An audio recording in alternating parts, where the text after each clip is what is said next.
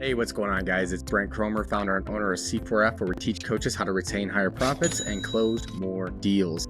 Don't mind my nasally congestion on the podcast this morning. When we were in Kauai, Hawaii last week, I came down. I went on a nice morning run by the beach. Everything felt so good. I was like, man, this is life. This is living. Got home, my lungs were just so sore. My whole body came down with all these aches, massive fever. And then the next several days, I was dealing with COVID. Thankfully, that didn't stop me from doing anything. It's kind of like a blessing and a curse. I still did everything. Obviously, I was careful. I wasn't getting everybody sick, but didn't stop me from getting out, seeing the mountains, seeing the ocean, doing all the different things, by the way, guys, I have a lesson for you. I'm just explaining. The last podcast was all about like how to vacation and how to get the most out of it and how to enjoy it. And then I go on vacation. I come down with COVID day one and just fighting for my life out there the entire time, but it was good. It was a great time from a work perspective. Everything I said on that podcast went perfectly. The team held it down and I was able to enjoy myself and still recover. And I came back on Saturday this past weekend and I still had a business, still a profitable business, and everything was great. So we actually went on a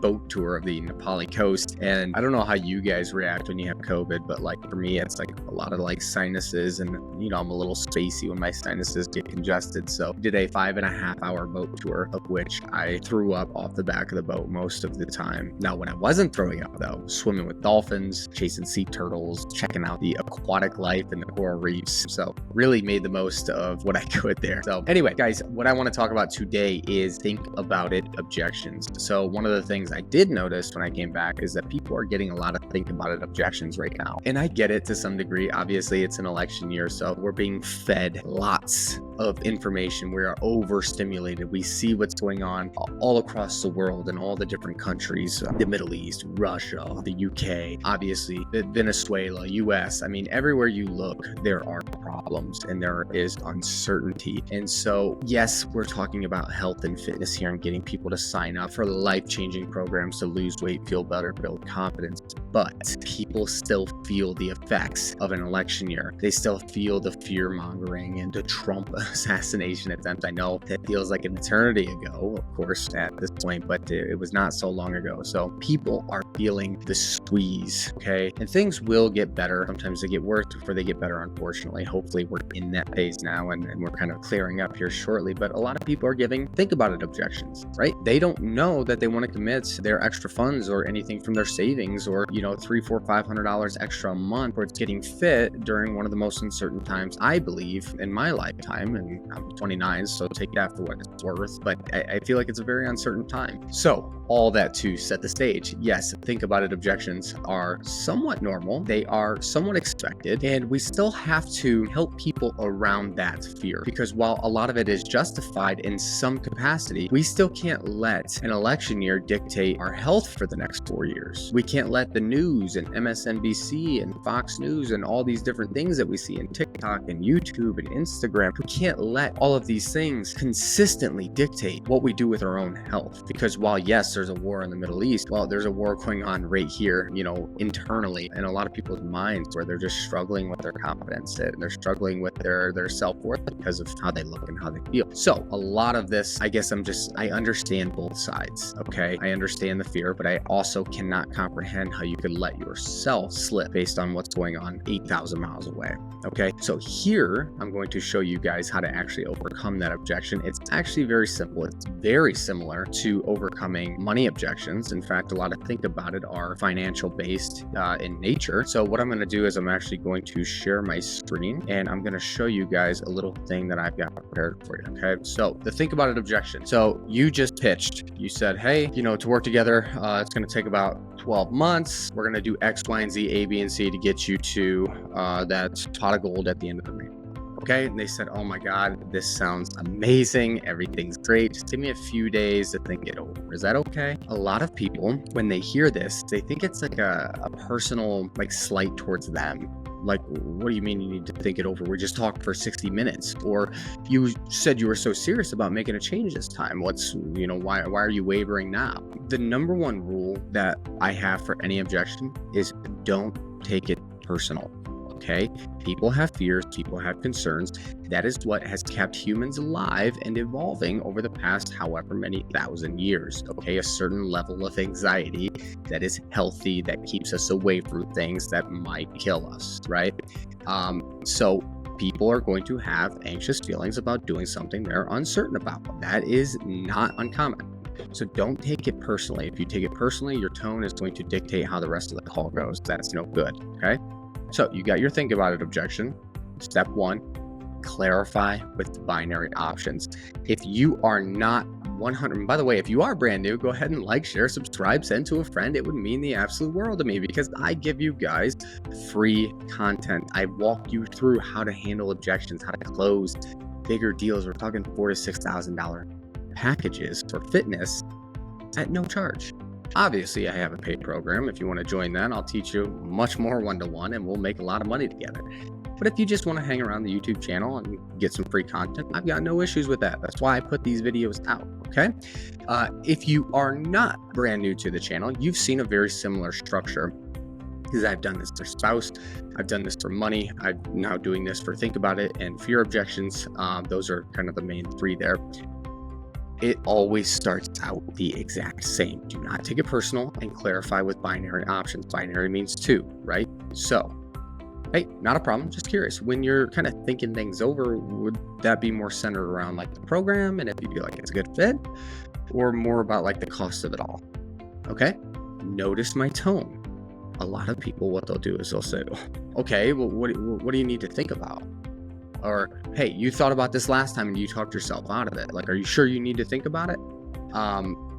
That's not going to get you anywhere fast, anywhere productive. So, hey, not a problem.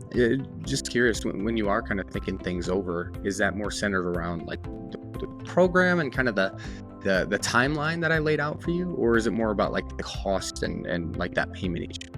Okay, so what I'm doing here with the binary question is I'm adding a little bit of extra detail that second time because that extra detail is what I suspect is their real objection, okay? Because it doesn't matter how good I am at sales, if I'm not handling the true objection, I'm not going to close the deal. I'm not going to help them overcome it.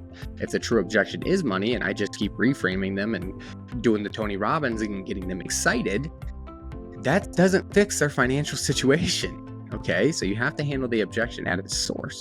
So when I say, hey, the program, and if it's a good fit and like, as far as like the timeline goes, maybe I have a suspicion that they're uncertain about a 12-month timeline. If I say more about the cost of it all and kind of like that upfront payment, maybe I'm thinking that they didn't like the idea of paying in full and that maybe they prefer some payment plan of some sort, okay? So I'm just adding a little bit of context to bring me closer to finding the true objection, okay? So first and foremost, don't get offended. Second, which is step 1, right? The don't get offended is like way up here. But step 1 with this, clarify with binary options. If you're not handling the right objection, you're not going to get anywhere, okay? Step 2, tie down, okay? I know that sounds a little bit more serious or brutal or maybe kinky than it needs to be. It's just like getting them to confirm that what you do is what they want, okay? So they say, what are you going to be thinking about? If they say it's the program and if it's the right fit or if it's the right timeline, easy peasy. Address their concerns, okay? What do you feel like might, where do you feel like that misalignment might be between like the program and kind of what we laid out or what you're hoping to accomplish? Right? Or like the timeline. But if they say the cost of it all, now you're handling a finance objection. No matter which way you go ahead and get that tie down though. Okay, out of curiosity, do you feel like this program can actually get you down that 20 pounds in the 12 months that we talked about, or in the 6 months that we talked about? And if they say yes, which they should, because if they don't, if they're uncertain, like we missed something in the presentation, we missed something in the sales process, that would be a very, very red flag on your sales process, but that's okay. That's another conversation. If they say yes, okay, do you feel like this program can actually get you down that 20 pounds? This should be a confident yes from them. If it's anything less than a confident yes, then you have other problems. You have a fear objection. Good. We found the source. Now we can handle that, which we're going to get to.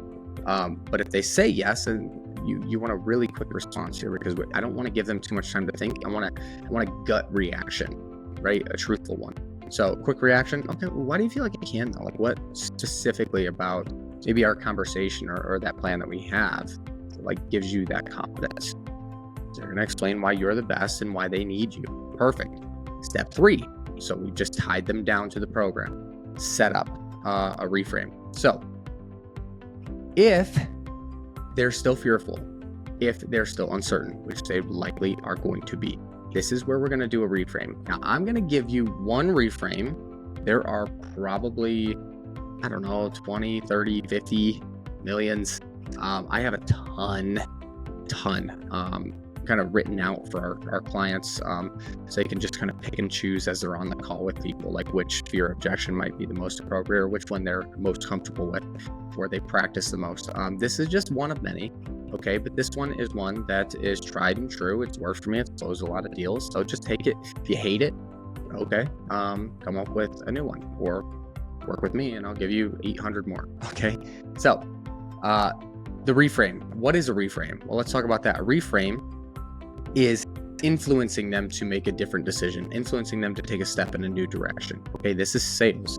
Everything up to it's just a conversation. Sales is like actually taking someone who's uncertain, who's unconfident, and helping them build themselves up and take that first step despite the fear, despite maybe some limiting beliefs or some logistical things that you have to work out together. That is what gets me really excited. That's why I built this entire company and business around sales. It's not the sleazy sales, it's the sales that's empowering, it's the sales that's fun. It's really fun to get somebody to make a good decision for themselves and their family. Like it really is fun. And if you can tell by my unintentional tone there, like I have a really big passion for moving people. Okay. And I think a lot of people would have that passion if they felt what it feels like to be able to take someone from that position into a life-changing, decision. Anyway, the reframe. Okay. Sometimes it's storytelling. Sometimes it's just a perspective shift. I'll give you one example here. What I say to people is, hey, listen, I think we can agree like there's no absolutes in this world. Okay.